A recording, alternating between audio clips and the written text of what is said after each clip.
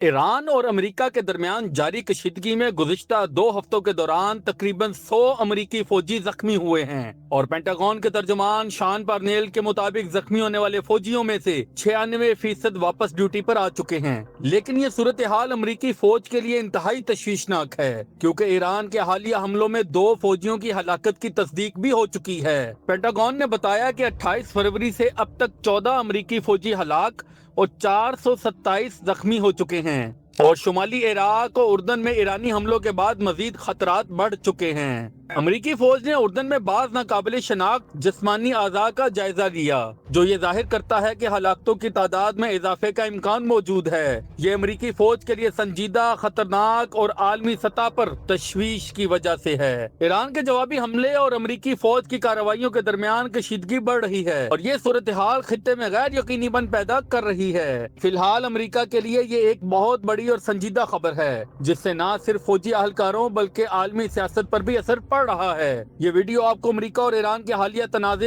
زخمی ہونے والے فوجیوں اور ممکنہ خطرات سے آگاہ کرنے کے لیے ہے۔ کمنٹس میں اپنی رائے ضرور بتائیں اور ویڈیو کو شیئر کریں تاکہ سب کو خطے کی تازہ ترین صورتحال اور خطرات کے بارے میں معلومات حاصل ہوں۔